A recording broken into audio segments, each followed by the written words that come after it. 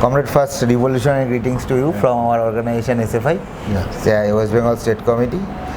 Nowadays, in our country, in our state, identity politics gaining its importance day by day, and it is somehow, we are thinking that it is somehow overpowering our class struggle.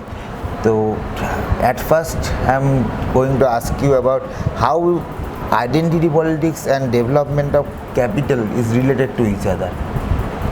Well, identity politics as such is a comparatively recent phenomenon in the world.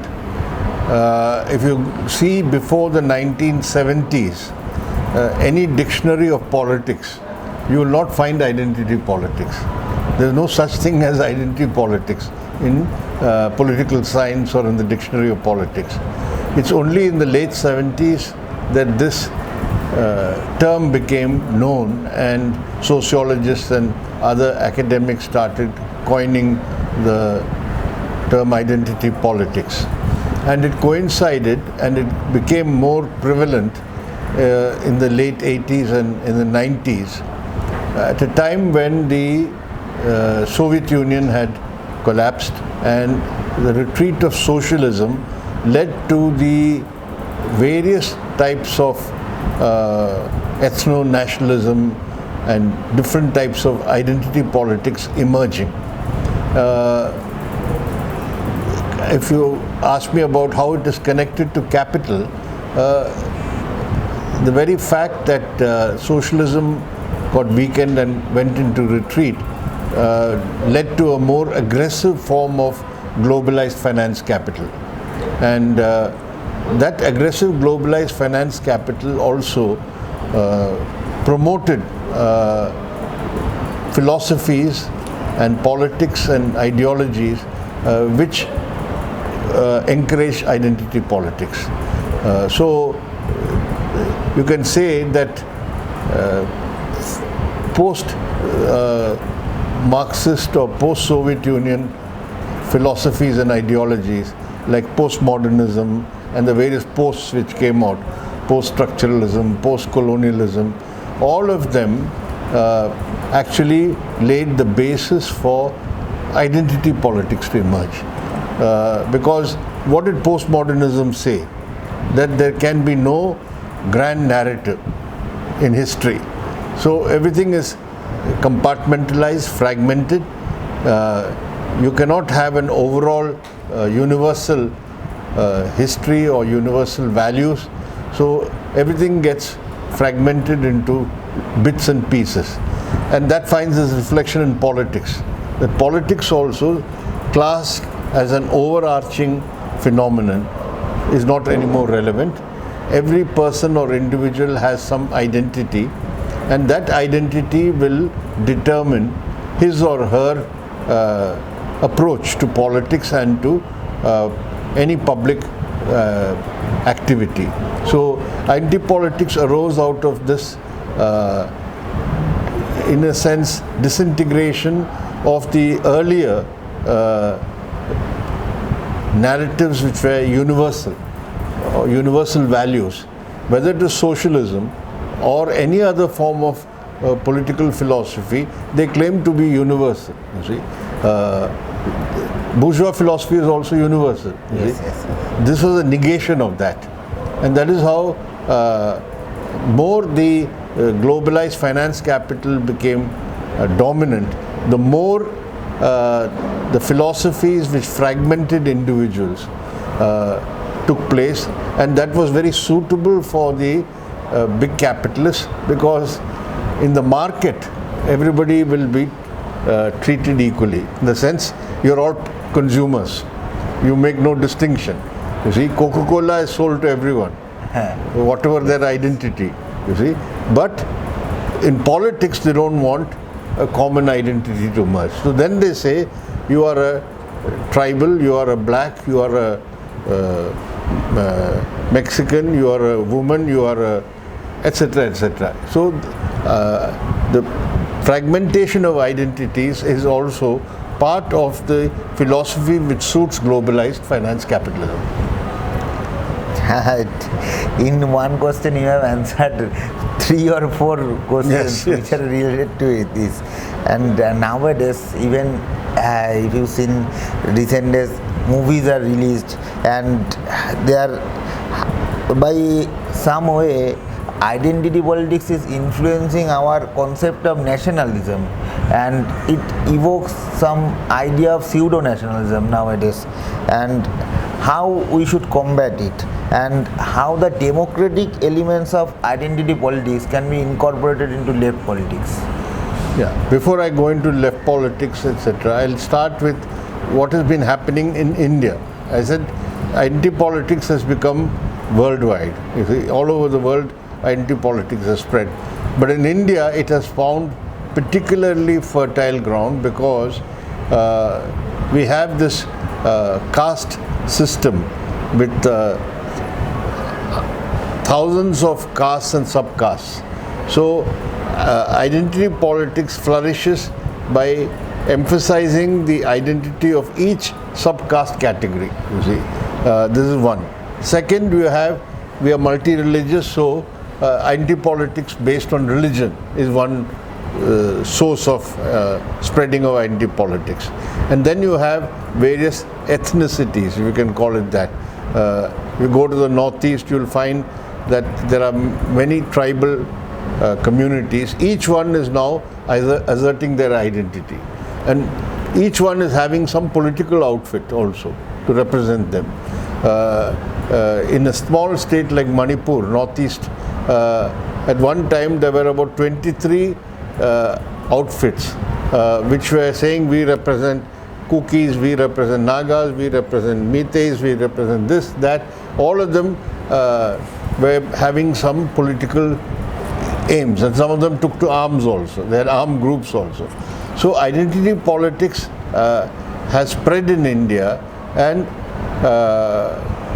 it is proves to be a barrier to greater, wider mobilization based on class. That is one.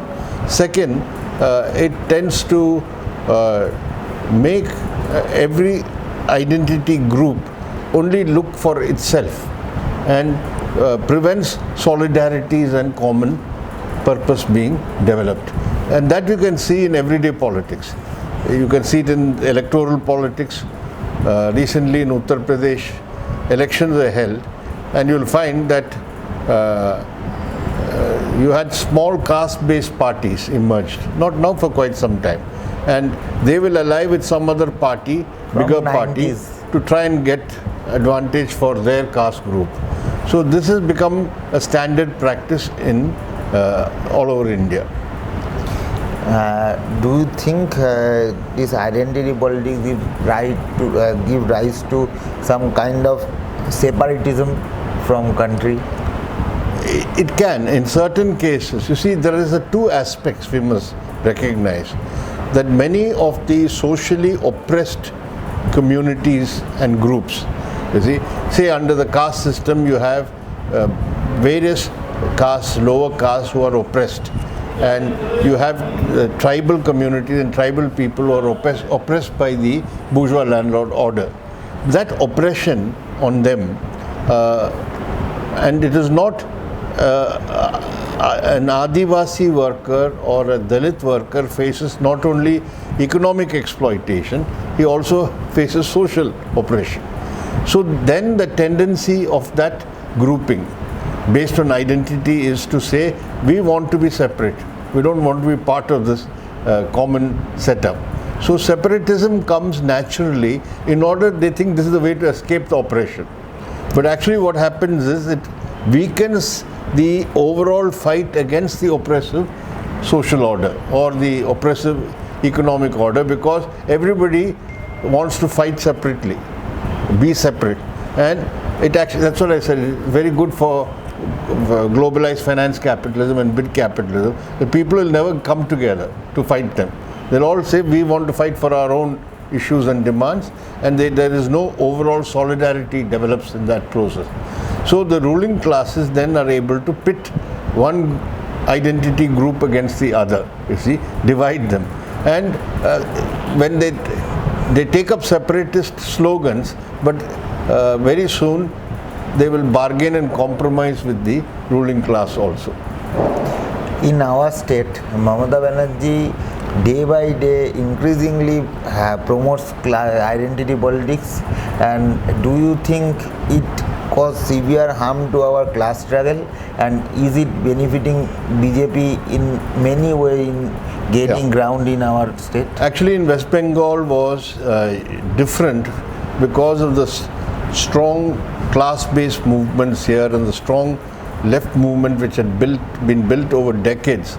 People had generally united on their class interests, whether it is the poor peasants, whether it's the agricultural workers, whether it is the working class.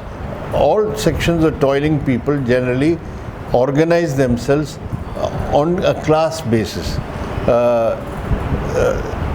With the change in the correlation of forces here after the defeat of the left front government in 2011 and the TMC came, naturally it's a party, a bourgeois party, which likes to utilize identity politics.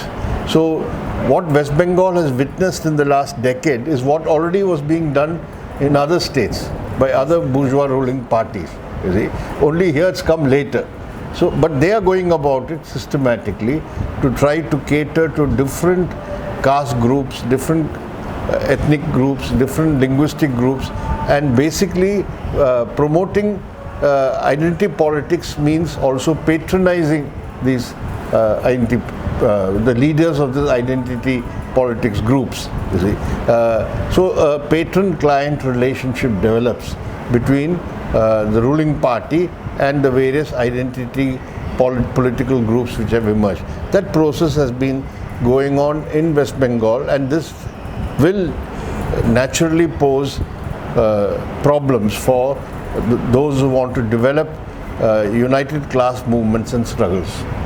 Thank you. My last question to you, that how can class struggle overpower this identity politics, and in our section how can we fight it to gain and organize a large student unity in this age of neoliberalism? You see, first thing we have to realize is that identity politics flourishes among the most oppressed and suppressed groups and classes. You'll find that a Dalit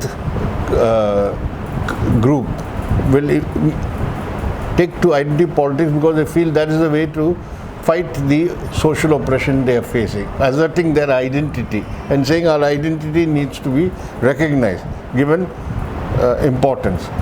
And then it goes into the, as I said, the divisive form of identity politics, which suits the ruling classes. So for a left force, for a left and democratic platform, it is very important that to realize that the class struggle in India cannot be divorced from the social issues and problems and social realities. So if you want to develop a truly democratic movement, united class movements, you have to address the issues of social oppression, of social injustice which exists in our society, and take up the cause of these sections and communities. They are doubly oppressed. They face capitalist exploitation, and they also face the pre-capitalist forms of oppression through the caste system, or the fact that they belong to the lower orders of the Hindu Brahminical society.